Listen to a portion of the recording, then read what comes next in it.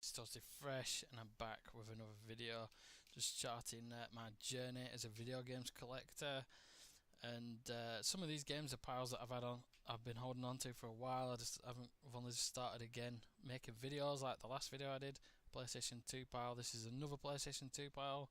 Next time out, it's a bit more of a mixed PlayStation bag. But I've just got back into it really, and it's just a stockpile I've had. I've not really been collecting for a good while, so I've got about another 2 videos to do, and then it'll just be subject videos or other kinds of stuff, and rants and gameplay videos. I'll probably get onto another Let's Play. But without further ado, just some of the other stuff that I've added to the PlayStation 2 collection in recent months. And the first one up is Finding Nemo for the PlayStation 2. And this one I bought, really, I was buying some other games that were just 99p a pop at cash converters, and I thought, seeing as I've got a 6-year-old daughter, this is a game I could maybe play with her, or just let her have a doss around with and play that way. I thought it was a good game for her to get into gaming with, and so that's why I bought it, really. And it was only on looking on the back and seeing that Traveller's Tales developed this, that I thought actually this might be an okay quality game as well. I mean, it doesn't look too bad actually from the pictures. The quality of the game looks pretty sound. But Traveller's Tales have been well versed in doing these kind of 3D adventure games. They're really well known now for the Lego games, the Lego Star Wars and Indiana Jones and Batman games. But they also took up the reins from Naughty Dog on making Crash Bandicoot. They made Wrath of Cortex and another game, I think, before they bowed out of that series. And I think they also made another game that I haven't got around to playing yet for the PlayStation 2, Haven, Call of the King, and Rascal for the PlayStation 1, which I've never played, but I do remember playing the demo to it. It was on one of those old PlayStation demo discs, or the official PlayStation magazine. Next up, another caching movie tie-in game, Lord of the Rings Return of the King. And I've never played this game, but I do have some good memories of playing the Two Towers, and I think it's going to be the same kind of deal, just going through the events around the third installment of the book/film. More film, really, this time around. And I like the other one. The other one was kind of this hack and slash game, and it was quite a good game because you had a co-op mode. So I remember my friend renting this game, I think, and we played through, well, not this game, the Two Towers, should I say, and I was playing through that game and having quite a bit of fun. You could pick between most of the main cast of the film, and you could just build up their skills and different abilities, and just went around mashing orcs and goblins and things like that. So a pretty fun game, and I found that for £1 complete. That was another one from cash converters around, I think it was the same time that I bought Finding Nemo, so a good little pickup there, which I finally got my hands on. And the next game I just picked up because, I don't know, it looked kind of interesting. Mortar Siege Warlords of, no, Warriors of Prime Time, not Warlords. And it's kind of a game that's like it's kind of like a low rent what's it called now, Twisted Metal, that's it. And that kind of game, along the lines of some others like that, like Vigilante 8, and there's another game like I can't remember its name, but Twisted Metal and Vigilante 8 are kind of the big hitters in that field. This is a lower rent title from someone called Lightspeed Games, I've never heard of, and Play It was a kind of publisher that did a few of these kind of like low value games. The highest of them probably Cell Damage. But they made some others that I've seen quite a few times in charity shops and things like that. I've just not got around to picking them up yet, like Seek and Destroy, Road Trip. I've seen that one a few times, and Cell Damage, but I've not got around to buying those yet. There's a pinball game as well, and a chess game. All different kinds of developers, but the same kind of publisher. I didn't even know that Constructor was in. There you go, that was a new one on me as well. I didn't know that Constructor had been a PlayStation 2 game. I remember playing that for the PlayStation 1. I didn't know it got a PlayStation 2 port, so that was news to me as well. But yeah, instead of being cars, it's like hover cars. They're like a hovercraft, and it's the same kind of deal as a lot of those other kind of vehicle combat games. So I thought, well, it's a way of playing that type of game. I haven't got an Twisted Metal game yet, so that might suffice for now until I do. Then moving on, another racing game, but none of the combat, and that's Gran Turismo 3 A-Spec. I got this one because I do have Gran Turismo 4, and I've got one of the prologues as well, but I got this one because I picked it up for 75p, and I finally picked it up because I finally managed to find a copy with a red case. Every time I've seen it, it's been in a different case, and this was the original case. From what I remember, I'm sure this is what the case should be in. But the only problem was I got ganked by CEX where I bought it from. Entertainment Exchange to give me a platinum disc in it, so I'm not happy about that at all. But I've got the game with the instruction booklet and stuff, just the wrong disc. But I've got the right case. That was the case I'm after. I remember borrowing this game off a friend. I never owned this one. I later went out and bought 4 when that came out. But another great game, the first one for the PlayStation 2, and just carried on the great standing that Gran Turismo had at the time. Each kind of iteration after this has been slightly less impressive, I've probably got to say, after getting the first one for the PlayStation 3, which was a little bit underwhelming after all the hype surrounding it. But this game, they were still in great standing, and I really had fun with this game, playing it back in the day. Next up, more licensing.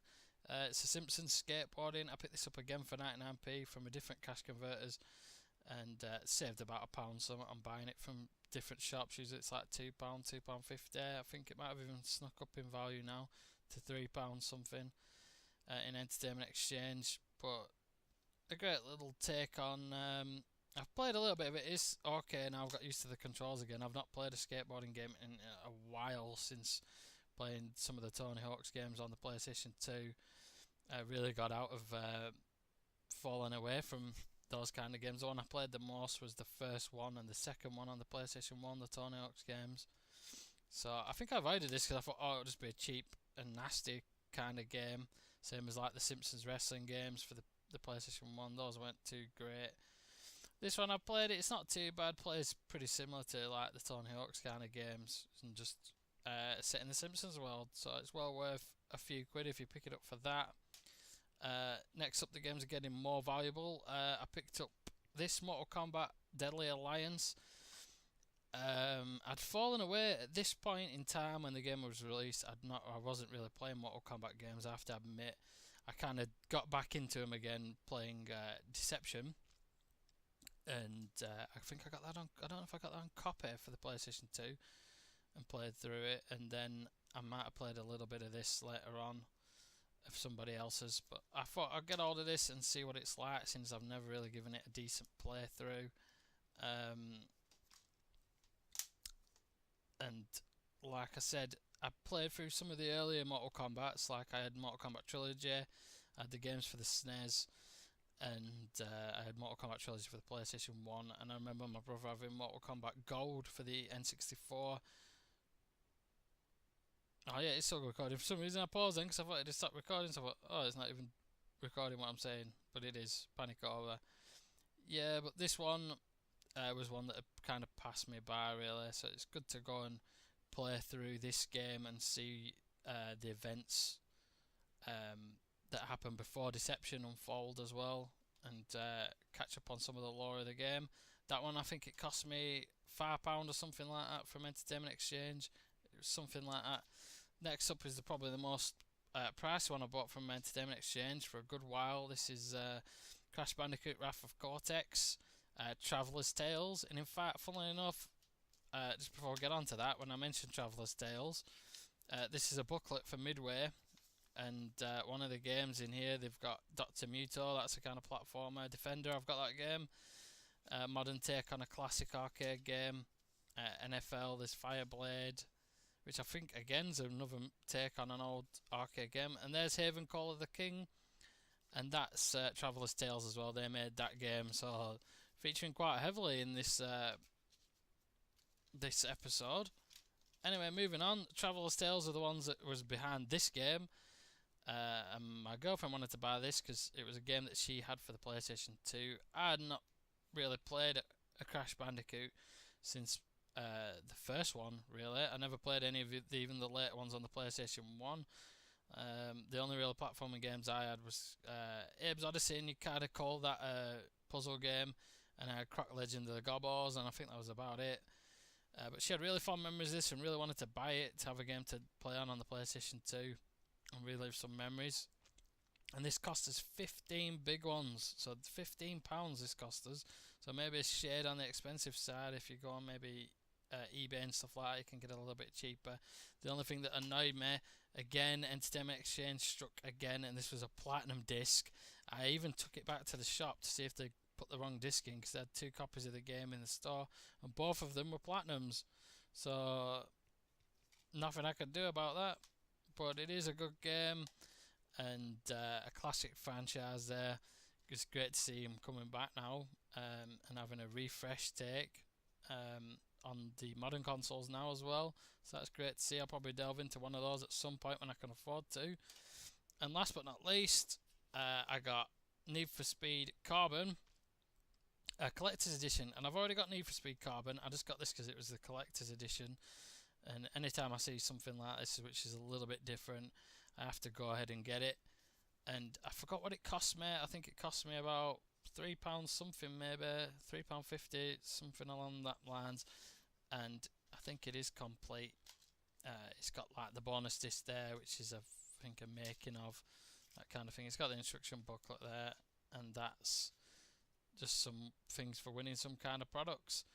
And I have to admit, I didn't really play much of Need for Speed on the PlayStation 2. I was more of a Burnout player and kind of Ridge Racer, that kind of thing, for my more arcadey games.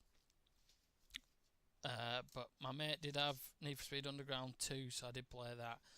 And the bonus disc has got 5 featurettes, behind the scenes, Need for Speed movie trailer, because movies were made. So I think this was the last one for the PlayStation 2 actually, and I don't think it's one of the best in the series from all accounts, what I've heard, especially the PlayStation 3 version. Well, wait a minute, I need to sneeze. No, I don't. It's one of them false alarms saying you get of this. The PlayStation 3 version wasn't apparently very good. It was a bit rushed and things like that, and could have been a lot better visually apparently. I don't know, because I've not played this game, but I just like the whole cardboard case, kind of foily look about it, and the fact that it was cheap to pick up. It's another special edition, collector's edition for the collection as well. But there's some of the games that I've added to the PlayStation 2 collection. And next up is going to be other consoles of the PlayStation, and I don't think there's any PlayStation 2 games in there. But anywho, that's all I've got time for on this video. Thanks a lot for watching, guys. I'm going to be sure to drop some more content out for you in the near future. But thanks for watching. I'll be back soon.